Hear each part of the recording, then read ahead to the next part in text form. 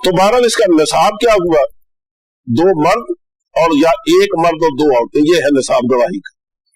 फिर ये गवाह होना कैसे चाहिए, उनकी सिफात क्या, उसके बारे में फरमाया। एक तो फरमाया मिर्रिजालिकुम, वो तुम्हारे मर्दों में से होने चाहिए। क्या मतलब, तुम्हारे मर्दों में से यानी उनको मुसलमान होना चाहिए, अच्छा मुसलमान, अच्छे सीरत व किरदार का आदमी, एक तो ये। और दूसरी बात फरमाई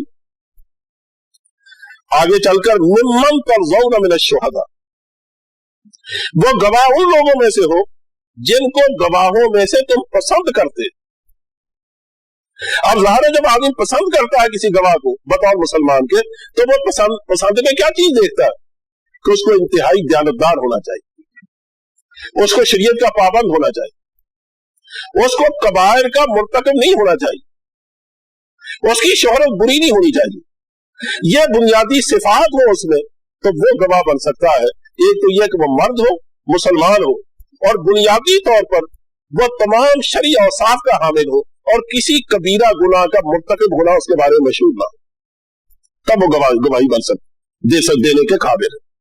और याद रखो ये वोट हम जो देते हैं ना, ये असल में एक इस बात की गवाही होती है कि जिस आदमी को मैं वोट दे के आगे भेज रहा हूं असेंबली में, वो इस काबिल है कि कौम की और कौमी मामलात की नुमाइंदगी कर सके। तो गवाही देने के लिए वही औसाफ जरूरी है जो यहां जरूरी है। ये अच्छी तरह देख लो कि अगर वो आदमी शरई एतबार से फासिक व फाजिर है, वो पसंदीदा अतवार नहीं रखता, तो उसको ना वोट देने का हक है ना गवाही देने का। अगर हम कम और फिर जाहिर है कि जो आदमी खड़ा है बतौर कैंडिडेट के, उसमें फजाइल तो गवाह से भी ज्यादा होने चाहिए। अगर हम इतनी बात की कभी एहतियात करने लगे ना कौमी सतह पर, तो मेरे ख्याल में हमारे दर्द सारे दूर हो जाए, कोई गलत आदमी आगे न जाने। हाँ जी, अब देखो मैं इसका तर्जुमा करता हूं। वस्तशहीदू शहीदैन मिन रिजालिकुम, गवाह बनाओ 2 गवाह अपने मर्दों में से।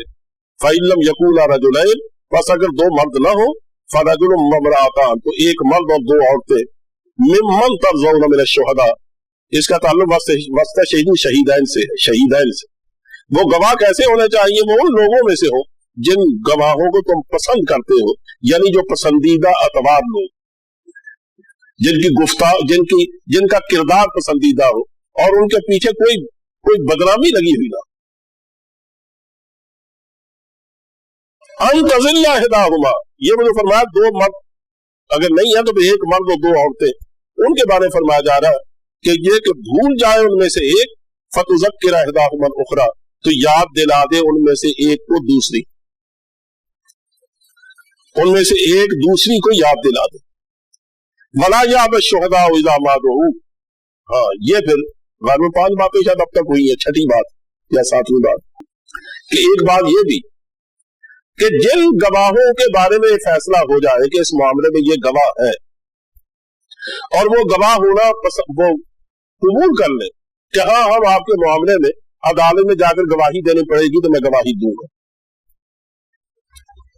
तो कहा जब ऐसे गवाहों को बुलाया जाए गवाही देने के लिए तो अब वो इनकार नहीं कर सकते, उनको इनकार नहीं करना चाहिए। हमारे यहाँ जो अक्सर मामला खराब होते हैं उसकी एक बड़ी वजह यह होती है कि अव्वलन तो हम अपनी आंखों से एक मामले को देखते हैं लेकिन हम गवाही देना पसंद नहीं करते।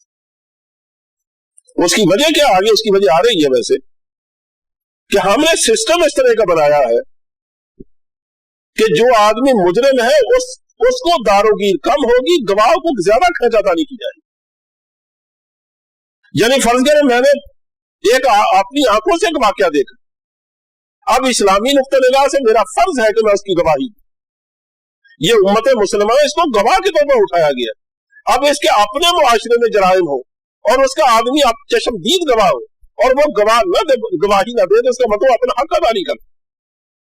तो इसलिए मैं शरीयत का मारा ये कहूं ठीक है जी मैं गवाही दूंगा, मैं कहीं पढ़ाता हूं या कहीं काम करता हूं, रोज थानेदार साहब का पैगाम आ जाए और जनाब आकर यहां बैठे तुम गवाह हो, सुबह से शाम तक मुझे बिठाया जाए, दूसरे दिन हुक्म दिया जाए कल को फिर आना। और अदालतों में भी वहां बुला के सामने खड़ा कर दिया जाए और वकील को छटकारे हुए कुत्ते की तरह उसके गोश्त पर डाल दिया जाए कि तुम जो चाहो उस पर जरा करो। अब बताओ वो जराम पेश आदमी, यानी गवाहों पर वो जरा की जाती है कि एक शरीफ आदमी परेशान होकर कहता है कि लानत भेजो इस काम पर, मैं किस काम, मैं क्यों फंस गया हूं इसलिए खास तौर पर हुक्म दिया जा रहा है कि वला या बशुहदा इज़ा मा दुऊ, गवाह इनकार न करें जब वो बुलाए जाए गवाही के लिए। वला तसमु अन तक्तुबू सगीरन औ कबीरन इला अजल। अच्छा होता यह है कि एक तो ये ना कि हम दोस्तारी में बाद में लिखा पढ़ी नहीं करते, कभी ऐसा होता है कि छोटे मोटे मामले में भी हम लिखत पढ़त नहीं करते। अल्लाह फरमाता वला तसमु, तंग ना पड़ो, काहिली ना करो इस बात से कि तुम उस मामले को लिखो, सगीरन और कबीरन, वो छोटा हो या बड़ा, इला अजली, उसकी एक मुकर्रर मियाद तक का हर मामला जो भी तुम आपस में कर्ज का करते हो, चाहे वो छोटा सा क्यों ना हो, उसको भी तहरीर में ले आओ और उसकी भी एक मियाद मुकर्रर करो। ज़ालिकुम अक़सतु इंदल्लाह, ये अल्लाह के नजदीक सबसे ज्यादा इंसाफ की बात है। ये जो हदायत दी गई है ये है सबसे ज्यादा इंसाफ की बातें। वह अक़वमुल शहादा, और गवाही को सीधा रखने वाली, वह अदना अल्लाह तरताबू, और इसकी मौजूदगी में बहुत बहुत करीब है ये बात कि तुम शक में ना पड़ो। अगर इन एहतियातों को सामने रखोगे, हदायत पर अमल करोगे, तो फरीक़ैन में से कोई भी दूसरे पे शक की निगाह से नहीं देखेगा कि पता नहीं उसने कोई गड़बड़ ना कर दी हो, उसने कोई ख्यानत ना की हो।